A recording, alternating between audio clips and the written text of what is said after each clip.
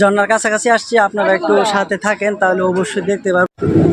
তো ভিউয়ার্স আসসালামু আলাইকুম, আজকে আমি চলে আসলাম জাফলংয়ে। আর জাফলংয়ের ভিউ কত সুন্দর, আসলে যারা না আসছে তারা জানবে না। তো আজকে আপনাদেরকে পুরো জাফলংয়ের ভিডিওটা কিভাবে আসলাম এবং কিভাবে পরিবেশগুলি দেখলাম সবগুলো আপনাদের সাথে তুলে ধরবো। দেখেন পিছনে কত নৌকা, আর এই নৌকাগুলো দিয়ে বিভিন্ন ঝর্ণায় যাওয়া হয়, বিভিন্ন স্পটে যাওয়া হয়। তো যাবো ইনশাল্লাহ, তো পাশে থাকবেন। ধন্যবাদ সবাইকে, যারা যারা আমার ভিডিও দেখেন অবশ্যই কমেন্ট করে জানাবেন। আমি জানি আমার ভিডিও দেশ এবং দেশের বাইরে থেকে সবাই দেখেন, বেশিরভাগ মালয়েশিয়া, সৌদি আরব, দুবাই, ইন্ডিয়া, বিভিন্ন দেশের মানুষ দেখেন। ধন্যবাদ সবাইকে। তো ভিউয়ার্স, জাফলং পাহাড়ে একদম ঝর্ণার কাছে যাইতে হলে অবশ্যই আমাদেরকে একটু কষ্ট করতে হবে। আর কষ্টর প্রথম ধাপটা হচ্ছে এই ছোটো খালটা। এই ছোটো খালে মানে এমন একটা সিস্টেম, পাথরে পাড়া দিয়া যাওয়া যায় কিন্তু অনেক সময় পা পিছলে পড়ে যায়। এজন্য আমি চিন্তা ভাবনা করতেছি যে জুতাটি হাতে নিয়ে তারপরে আমি পার হমু। তো যেই কথা সেই কাজ, আল্লাহ নাসুর। পিছনে কত মানুষ বলার বাইরে, যার যার মতো নৌকা নিয়ে ঘুরতেছে এবং আমিও আস্তে আস্তে যাইতেছি। তো আমি যাই, আস্তে আস্তে যাওয়ার পরে আমার লোকজন সব সামনের দিকে আছে এবং আমি যাওয়ার পরে হয়তো নৌকা লইব না, নৌকা হয়তো ভাড়া করে রাখছে। তো আস্তে আস্তে যাই এবং ঝর্ণাটা আপনাদেরকে কীভাবে যে দেখাই ওই চেষ্টাটাই করতেছি।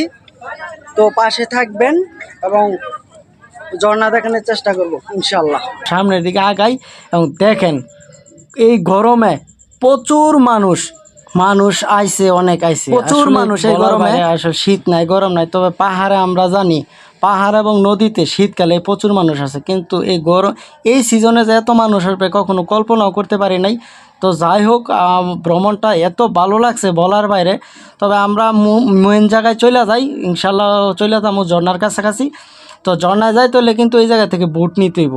তো নৌকা ভাড়া করলাম, ভাড়া কইরা ইনশাল্লাহ যামু।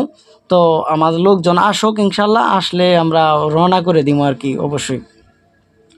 তো যাই হোক, অবশেষে মানে আসার পরে যে একটা ভালো লাগছে ভাই, কী বলবো। আর যারা যারা ভ্রমণ করতে পছন্দ করেন অবশ্যই ভ্রমণ করতে আসবেন এবং বিশেষ করে জাফলংটা এসে দেখে যাবেন, ঝর্ণাটা দেখে যাবেন। এবং যেই নৌকাগুলো আছে এই নৌকা একদম স্রোতের মধ্যে। অবশেষে আমরা পাথরের পাহাড়ে আইসা ঝর্ণা দেখতে পাইতেছি। আসলে এই ঝর্ণার কাছাকাছি আসছি, আপনারা একটু সাথে থাকেন তাহলে অবশ্যই দেখতে পারবেন ঝর্ণা। আর একটু সামনের দিকে ঝর্ণা। তো আমরা একটা নৌকা দিয়ে পার হইয়া এখানে আসলাম, ওই পাশে ঝর্ণার শব্দ শুনতে পাইতেছি। ধন্যবাদ সবাইকে। এই পাশে ঝর্ণা। বাইরে ভাই অবশেষে চলে আসলাম একদম পাহাড়ের একদম ঝর্ণার কাছে। আর ঝর্ণার কাছে আইসা দেখি মানুষ কারে কইরে ভাই, এত মানুষ এই সিজনে দেখেন কিভাবে পানির মধ্যে একদম ঘোরাঘুরি করতেছে। পানি একদম সাদা স্বচ্ছ পানি, আপনি ইচ্ছা করলে এখান থেকে পানি খাইতে পারবেন। আর মানুষ কিভাবে এত উঁচুতে উঠলো আমার মাথাই ধরে না। তবে আমি যতটুকু উঁচুতে আছি ঠিক অতটুকু উঁচু থেকেই আমি ক্যামেরাটা ধরছি। তো আমি আসলে বেশি উপরে উঠতে পারি নাই। আর উপরে লেখা আছে যে এখানে উঠা নিষেধ, এবার তবুও অনেকে যায় ওই জায়গায় উঠে। আর দেখেন কত বড় বড় পাথর ভাই, এক একটা পাথর কয়েক টন ওজন হবে। তো এই পাথর